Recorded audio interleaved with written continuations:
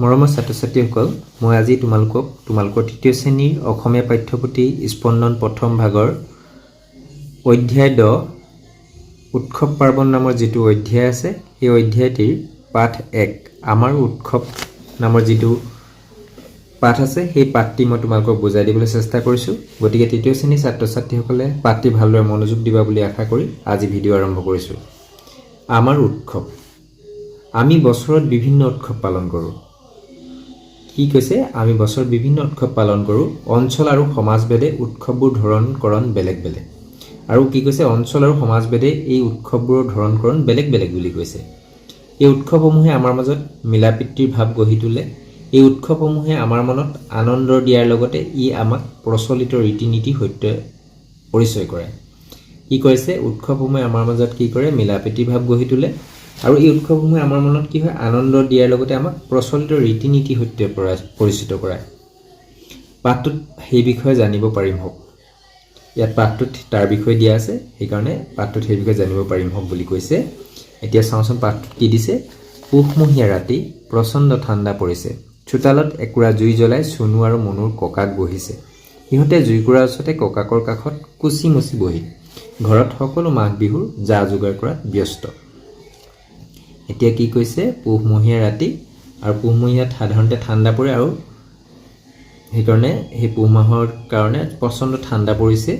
চোতালত একুৰা জুই জ্বলাই চুনু আৰু মুনুৰ ককাক বহিছে, আৰু সিহঁতে জুইকুৰাৰ ওচৰতে ককাকৰ কাষত কুচি মুচি বহি ঘৰত সকলো মাঘ বিহুৰ যা যোগাৰ কৰাত ব্যস্ত। এতিয়া চুনুৱে ক'লে, বিহু আহিলে বৰ ভাল লাগে নহয়নে মুনু? চুনুৱে কি কৈছে? বিহু আহিলে বৰ ভাল লাগে নহয়নে মুনু? মুনুক কৈছে। আৰু মুনুৱে ক'লে, অঁ হয়, পিঠা পনা খাবলৈ পাওঁ। মুনুৱে কৈছে যে অঁ হয়, পিঠা পনা খাবলৈ পাওঁ। তেনেকৈ চুনুক কৈছে। আৰু তেতিয়া কি হৈছে? ভেলাঘৰত ভোজ ভাত খায়ো ভাল লাগে মুনুৰ কথা শুনি চুনুৱে ক'লে। চুনুৱে কি কৈছে? মুনুৰ কথা শুনি ভেলাঘৰত ভোজ ভাত খায়ো ভাল লাগে বুলি কৈছে। এনেতে ককাকে মাত লগালে, শুনা, সকলো উৎসৱেই ভাল লগা, মাথো অঞ্চল আৰু জাতিভেদে উৎসৱবোৰ বেলেগ বেলেগ হয়। চুনু আৰু মুনুৱে ককাকৰ কথা মন দি শুনিলে। ককাকে কৈ গ'ল, আমি যেনেকৈ ভোগালী বিহু উদযাপন কৰোঁ, তেনেকৈ তামিলনাডুত শীতকালত পোংগল পালন কৰে। পঞ্জাৱত ই লহৰী নামে জনাজাত। পুনৰ ককাকে কৈ গ'ল, আমাৰ অসমত থকা বিভিন্ন জনগোষ্ঠীৰ লোকসকলে মাঘ বিহুক বেলেগ বেলেগ ৰূপত পালন কৰে। হয়নে ককা? চুনু আৰু মুনুৱে কৌতূহলেৰে প্ৰশ্ন কৰিলে। কি কৈছে? এতিয়া ককাকে প্ৰথমতে কৈছে, যেতিয়া ভেলাঘৰত ভোজ ভাত খায়ো ভাল লাগে বুলি মুনুৱে চুনুক কৈছে, আৰু চুনু আৰু মুনুৱে ভোগালী বিহুক লৈ যেতিয়া কথা পাতিছে, তেতিয়া ককাকে তেওঁলোকৰ কথা শুনি, সিহঁতৰ কথা শুনি মাত লগাই কৈছে, শুনা, সকলো উৎসৱেই ভাল লগা, মাথো অঞ্চল আৰু জাতিভেদে উৎসৱবিলাক বেলেগ বেলেগ হয়, উৎসৱবোৰ বেলেগ বেলেগ হয়। চুনু আৰু মুনুৱে ককাকৰ কথা মন দি শুনিলে। ককাকে কৈ গ'ল, আমি যেনেকৈ ভোগালী বিহু উদযাপন কৰোঁ, তেনেকৈ সেই সময়তে কি কৰে? তামিলনাডুত পোংগল উৎসৱ পালন কৰে আৰু পঞ্জাৱত লহৰী পালন কৰে। ককাকে তেনেকৈ কৈছে। আৰু অসমত থকা বিভিন্ন জনগোষ্ঠীৰ লোকসকলে মাঘ বিহুক বেলেগ বেলেগ ৰূপত পালন কৰে বুলি ককাকে চুনু আৰু মুনুক কৈছে। হয়নে ককা? চুনু আৰু মুনুৱে কৌতূহলেৰে প্ৰশ্ন কৰিছে। তেতিয়া ককাকৰ কথা শুনি চুনু আৰু মুনুৱে কৌতূহলেৰে জানিবলৈ ইচ্ছা প্ৰকাশ কৰি প্ৰশ্ন কৰিছে যে হয়নে ককা বুলি। ইয়াত তাৰপিছত আমাক কিছুমান উৎসৱৰ ছবি দিছে। লহৰী, পোংগল, ওনাম, এইকেইটাৰ ছবি ইয়াত দিয়া হৈছে। এতিয়া চাওঁ কি দিছে ইয়াত। অসম বিভিন্ন জাতি জনগোষ্ঠীয় লোকৰ বসতিস্থল।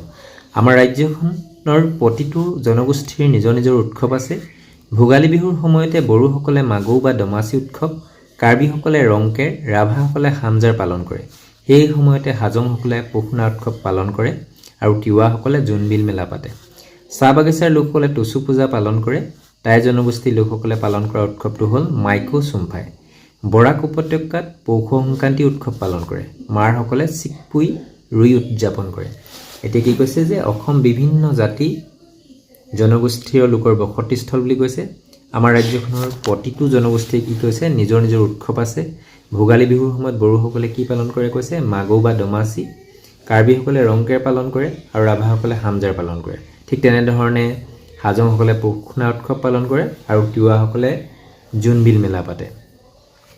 আৰু চাহ বাগিচাৰ লোকসকলে টুচু পূজা পালন কৰে। আৰু টাই জনগোষ্ঠীৰ লোকসকলে মাইক'চুমফাই উদযাপন কৰে। বৰাক উপত্যকাত যেনেধৰণে এইবিলাক উৎসৱ পালন কৰে, ঠিক ব্ৰহ্মপুত্ৰ উপত্যকাত যিদৰে এই উৎসৱসমূহ পালন কৰে, বৰাক উপত্যকাত সেই সময়ত কি কৰে, পৌষ সংক্ৰান্তি উৎসৱ পালন কৰে। মাৰসকলে কি কৰে, চিকপুই ৰুই উদযাপন কৰে। সকলোৰে বাবে নিজৰ উৎসৱটো বৰ আদৰৰ। উৎসৱত সকলোৱে নিজা নিজা সাজপাৰ পৰিধান কৰে। তেওঁলোকে নিজা গীত মাত গায় আৰু নাচে। সেয়ে আমি সকলোৱে উৎসৱসমূহ সমানে উপভোগ কৰিব লাগে, ককাকে ক'লে। ককাকে কি কৈছে যে সকলোৰে নিজৰ উৎসৱটো বৰ আদৰৰ হয় আৰু উৎসৱত সকলোৱে নিজা নিজা সাজপাৰ পৰিধান কৰে আৰু তেওঁলোকে নিজা নিজা গীত মাত গায়। সেয়ে আমি সকলোৱে উৎসৱসমূহ কি কৰিব লাগে, সমানে উপভোগ কৰিব লাগে বুলি কৈছে। কোনে কৈছে? ককাকে। তেনেতে চুনুৰ মুনুৰ মাকে আহি আটাইকে ভাত খাবলৈ মাতিলে। সিহঁত দুয়ো উঠিল। ককাক নুঠা দেখি চুনুৱে সুধিলে, ককা তুমি নোযোৱা নেকি? ককাকে ক'লে, যাম ৰ'বা, আগতে জুইকুৰা সামৰি থওঁ। এতিয়া চুনু আৰু মুনুৰ মাকে যেতিয়া সিহঁতক ভাত খাবলৈ মাতিছে, ককাকে সিহঁততকৈ পাছত গৈছে। কিয়? জুইকুৰা সামৰি থৈ যাব বিচাৰিছে, কাৰণ জুইকুৰাৰ পৰা অগ্নিকাণ্ডৰ আশংকা থাকে। সেইকাৰণে তেওঁ জুইকুৰা একেবাৰে সামৰি থৈ গৈছে। ইয়াত বিভিন্ন উৎসৱ, ভোগালী বিহুৰ সময়ত পালন কৰা বিভিন্ন জনগোষ্ঠীৰ লোকে পালন কৰা উৎসৱসমূহ দিছে। ৰংকেৰ কোনে কৈছিলে? কাৰ্বিসকলে। হামজাৰ ৰাভাসকলে। পুহনা কোনে কৰিছিলে? হাজংসকলে। জোনবিল মেলা তিৱাসকলে। মাগৌ বা দমাচি বড়োসকলে। মাইক'চুমফাই টাই জনগোষ্ঠীৰ লোকে। নিশ্চয় তোমালোকে পাঠটি বুজি পালা। এতিয়া আহিছোঁ ক্ৰিয়াকলাপলৈ। ইয়াত কি দিছে? প্ৰথমতে এক আলোচনা কৰোঁ আৰু লিখোঁ আহা। ক, চুনু আৰু মুনু ককাকৰ ওচৰত কিয় বহিছিল? উত্তৰটো কি হ'ব? মই এইটো সম্পূৰ্ণকৈ উত্তৰটো লিখি দিয়া নাই, তোমালোকে সম্পূৰ্ণকৈ উত্তৰটো লিখিব লাগিব। চুনু আৰু মুনু জুই লৈ ককাকৰ পৰা সাধু শুনিবলৈ জুইৰ ওচৰত বহিছিল, এনেকৈ লিখিব লাগিব। খটো ভাৰতবৰ্ষৰ কোনখন ৰাজ্যত ওনাম পালন কৰে? উত্তৰ কেৰেলা ৰাজ্য। গ, লহৰী কোনখন ৰাজ্যৰ প্ৰধান উৎসৱ? পঞ্জাৱ ৰাজ্যৰ। ঘ, ককাকে কিয় জুইকুৰা সামৰি ভাত খাবলৈ গৈছিল? উত্তৰটো কি হ'ব? জুইকুৰাৰ পৰা অগ্নিকাণ্ডৰ আশংকা থকা বাবে ককাকে জুই সামৰি ভাত খাবলৈ গৈছিল। 2, অসমৰ কোন জনগোষ্ঠীয়ে কি কি উৎসৱ পালন কৰে লিখা। উত্তৰ আমি কেনেধৰণে লিখিবলৈ? জনগোষ্ঠী কাৰ্বি এতিয়া পালন কৰা উৎসৱ। জনগোষ্ঠী কাৰ্বিসকলে কি পালন কৰিছিলে? ৰংকে। ৰাভাসকলে হামজাৰ। হাজংসকলে পুহনা। তিৱাসকলে জোনবিল মেলা। টাইসকলে মাইক'চুমফাই। বড়োসকলে মাগৌ বা দমাচি। 3 নম্বৰ যিটো ক্ৰিয়াকলাপ দিছে, কি দিছে? ক, তলত দিয়া অৰ্থ প্ৰকাশ কৰা শব্দবোৰ পাঠৰ পৰা বিচাৰি উলিয়াই লিখা। কুচমুচ খায়, কি হ'ব? কুচিমুচি। নজনা কথা জানিবৰ ইচ্ছা, কৌতূহল। মানুহে বাস কৰা ঠাই, বসতিস্থল। আয়োজন কৰা হ'লে কি হ'ব? ব্যৱস্থা কৰে, পালন কৰে। পালন কৰেটো হ'ব ইয়াত আমাৰ পাঠত আছে। খ, তলৰ শব্দবোৰ বিপৰীত অৰ্থ বুজোৱা শব্দবোৰ পাঠৰ পৰা বিচাৰি উলিয়াই লিখা। অনাদৰ হ'লে কি হ'ব? আদৰ। পানী হ'লে জুই। আজৰি হ'লে ব্যস্ত। আনৰ হ'লে নিজৰ। এতিয়া গটো কি দিছে? উপভোগ শব্দটোত ওপৰ লগত ভোগ শব্দটো লাগিছে। এতিয়া ওপৰ পিছত বেলেগ বেলেগ শব্দ লগাই খালী ঠাইত লিখা আৰু সেই শব্দটো ব্যৱহাৰ কৰি একোটা বাক্য কোৱা। উপনদী হ'ব। দিচাং ব্ৰহ্মপুত্ৰৰ উপনদী। উপভোগ, আমি সকলোৰে উৎসৱ উপভোগ কৰিব লাগে। আমি সকলো উৎসৱ উপভোগ কৰিব লাগে। উপকাৰ, সেই বস্তুটো মোৰ বৰ উপকাৰত আহিল, এনেধৰণে আৰু উপকাৰ। উপযোগী, আমি পৰিষ্কাৰ পানীহে খোৱাৰ বাবে উপযোগী। উপলক্ষ্য, বাৰ্ষিক ক্ৰীড়া উপলক্ষে আমাৰ বিদ্যালয়ত বিভিন্ন ধৰণৰ খেল খেলোৱা হৈছিল। ঘৰটো কি দিছে? তোমালোকে পাঠটোত কেইটামান জুৰীয়া শব্দ পাইছে, যেনে সাজপাৰ, গীত মাত। সেইদৰে তলৰ বাকচ দুটাত দিয়া জুৰীয়া শব্দবোৰ পূৰোৱা। খেতি বাতি, কাগজ কি হ'ব? কলম, কাগজ কলম। কাম বন, চোৱা চিতা, মাত বোল, উলহ মালহ, দেখি শুনি, আহল বহল। এতিয়া 4 নম্বৰত আমাক এটা ক্ৰিয়াকলাপ দিছে, শব্দৰ খেল খেলোৱা। এইটো শব্দৰ খেল। পাঠত বিচাৰি এনে এটা 4 আখৰীয়া শব্দ লিখা যাৰ প্ৰথম আৰু দ্বিতীয় আখৰ মিলি কি হ'ব? উত্তৰটো কি হ'ব? শীতকাল হয়। প্ৰথম আৰু দ্বিতীয় আখৰ মিলি চেঁচা বুজায়। এই শীতকালটোত কি হয়, প্ৰথম আৰু দ্বিতীয় আখৰ চেঁচা বুজায় নাই, শীতটোৱে চেঁচা বুজাইছে। প্ৰথম আৰু চতুৰ্থ আখৰ, প্ৰথম আৰু চতুৰ্থ আখৰটোৱে কি বুজায়, মিলি স্বভাৱ বুজায়, শিল, ভদ্ৰ, শিল মানে ভদ্ৰ এনেকুৱা বুজায়। দ্বিতীয় আৰু চতুৰ্থ আখৰ মিলি ওপৰৰ বিপৰীত অৰ্থ, দ্বিতীয় আৰু চতুৰ্থ তলটোৱে ওপৰৰ বিপৰীত নহয় জানো, তল। তৃতীয় আৰু প্ৰথম আখৰ মিলি তৃতীয় কাটোৰ লগত আৰু প্ৰথম আখৰ মিলি কি হয়, ভাৰত এখন ঠাইৰ নাম, কাশী। প্ৰথম, দ্বিতীয় আৰু চতুৰ্থ আখৰ মিলি ঠাণ্ডা বুজায়। এইটো কি হ'ব, এইটো আমি হ'ব কি লিখিব লাগিব, শীতল। প্ৰথম, দ্বিতীয় আৰু চতুৰ্থ, প্ৰথমটো তালব্য হত দীৰ্ঘ সি, দ্বিতীয় দ্বিতীয় আখৰটো আৰু চতুৰ্থ ল, শীতল। নিশ্চয় বুজি পাইছা। 5 নম্বৰ যিটো ক্ৰিয়াকলাপ দিছে, ভাবো আৰু লিখো হাঁহকেইটা তোমালোকে নিজে কৰিবলৈ চেষ্টা কৰিবা। তুমি কি কি উৎসৱ পালন কৰা, তোমালোকে কি, আমিতো বিহু আমাৰ অসমৰ জাতীয় উৎসৱ, প্ৰায়বিলাকে বিহু পালন কৰোঁ। তাৰ উপৰিও আমি দুৰ্গা পূজা পালন কৰোঁ, কিছুমানে কৰম পূজা পালন কৰে। কি উৎসৱ পালন কৰা সেইবিলাক লিখিবলৈ চেষ্টা কৰিবা। উৎসৱৰ সময়ত তুমি কি কি কৰা, উৎসৱৰ সময়ত এতিয়া আমি বিহু আহিলে কি হয়, ভোগালী বিহুত আমি কি কৰোঁ, মেজি জ্বলাওঁ। বহাগ বিহুত আমি নাচোঁ, হয়নে, বিহু নাচোঁ, হয়নে। উৎসৱ পাৰ্বণত তোমাৰ ঘৰৰ পৰিয়ালৰ লোকে জুইৰ সহায়ত কি কি খাদ্য ভাজে, পোৰে বা ৰান্ধে, তাৰ ভিতৰত কোনবোৰ খাদ্য তুমি ভাল পোৱা, এইবিলাক নিজে লিখিবা। জাৰৰ দিনত জুইৰ উপৰি আন কি উপায় আমি ঠাণ্ডাৰ পৰা হাত সাৰিব পাৰোঁ। জাৰৰ দিনত আমি কেনেধৰণে, আমি হিটাৰ পৰা ল'ব পাৰোঁ, হয়নে। তাৰপিছত আমি গৰম কাপোৰ পিন্ধিও আমি জুইৰ পৰা ঠাণ্ডাৰ পৰা আমি হাত সাৰিব পাৰোঁ। এতিয়া 6 নম্বৰ ক্ৰিয়াকলাপটো কি দিছে, ছবি দুখনত দেখা পোৱা উৎসৱকেইটালৈ চোৱা আৰু কোনটো জনগোষ্ঠীয়ে পালন কৰে কোৱা। ইয়াত দেখা সাজ পোছাকৰ মাজত থকা মিল আৰু অমিলবোৰ দেখুওৱা। ইয়াত কি হয়, এইটো কি হয়, বৈশাগু কোনে পালন কৰে, বড়োসকলে। তাৰ চিকপুৰি মাৰ জনগোষ্ঠী। ইয়াৰ উৎসৱসমূহৰ এই পোচাকবিলাকৰ মিল কি হয়, প্ৰত্যেকেই কি হয়, পৰম্পৰাগত পোচাক হয়, হয়নে।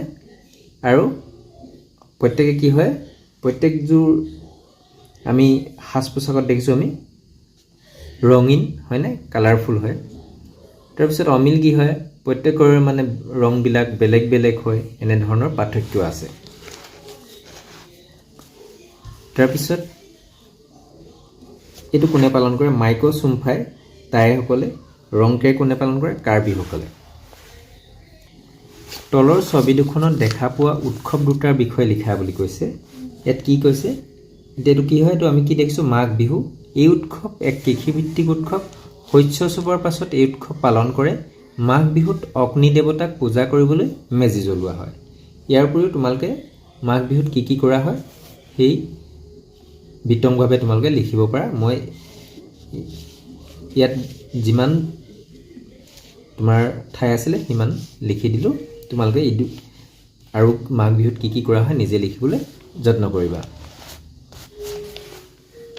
এইটো কি হয়, মিচিং জনগোষ্ঠীৰ লোকে পৰিধান কৰা পোচাক হয়। আমিতো আলি আই লৃগাং মিচিং জনগোষ্ঠীৰ এক কৃষিভিত্তিক উৎসৱ।